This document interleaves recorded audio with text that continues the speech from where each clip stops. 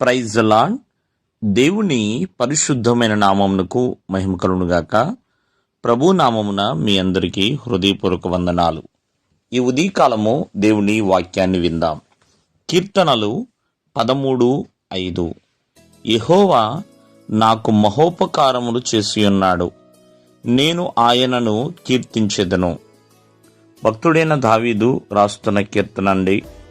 మరి మొదటి వచనంలో అంటూ ఉంటాడు, ఎన్నాళ్ళు వరకు నన్ను మరిచిపోదువు, నిత్యము మరిచెదువా అని.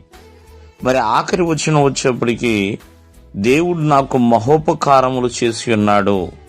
ప్రేమైన వాళ్ళరా, భక్తుడైన దావీదు తన యొక్క జీవితం మనందరికీ తెలుసు. మరి దేవుని యొక్క హృదయానుసారుడుగా జీవించాడు. ఎల్లప్పుడూ కూడా దేవుని సన్నిధిలోనే తను బ్రతికాడు. ఎల్లప్పుడూ కూడా ప్రభువునందు ఎన్నోసార్లు ఉపవాసం ఉండి ప్రభువును స్తుతించసాగి ఉన్న జీవితం. మరి దేవుడంట దావీదుకి మహోపకారములు చేసి ఉన్నాడు. ఉపకారములు వేరు, మహోపకారములు వేరు. అంటే ఘనమైన ఉపకారములే దావీదు పట్ల దేవుడు చేశాడు.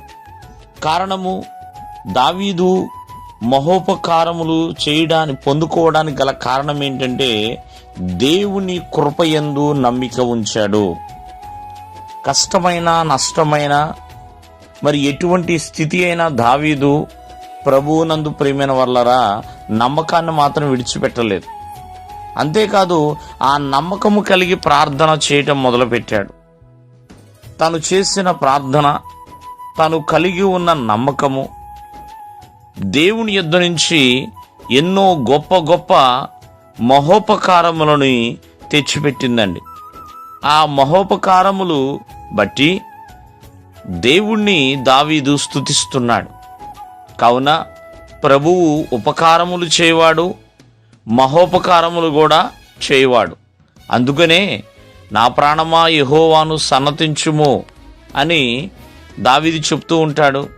అంతేకాదు, దేవుడు చేసిన మేలుల్లో ఏది కూడా మరవకుమో అన్నట్లుగా. కాబట్టి ప్రభువు చేసిన ఉపకారములలో ఏది కూడా మర్చిపోకూడదండి. ఆయన ప్రతి ఒక్కరికి కూడా ఎన్నో ఉపకారములు చేయవాడు. పిల్లలేంటి, పెద్దలేంటి, ప్రతి ఒక్కరికి కూడా ఆయన ఎన్నో ఎన్నో ఘనమైన కార్యములు చేయడానికి ఆయన సమర్థుడండి. కావున ఈ ఉదయకాలమందు దేవుడు నా పట్ల ఏ కార్యములు చేయలేదే, ఎటువంటి ఉపకారములు చేయలేదే అని బాధపడుతున్నారేమో, ప్రభువునందు నమ్మకం ఉంచండి. విశ్వాసముతో ప్రార్థన చేయండి. ఆయన కృపలో ఉండండి. దేవుడు ఖచ్చితంగా ప్రతి ఒక్కరి జీవితం పట్ల మహోపకారములు చేయవాడు. దేవుడు మిమ్మల్ని ఆశీర్వదించునుగాక. ఆమేన్.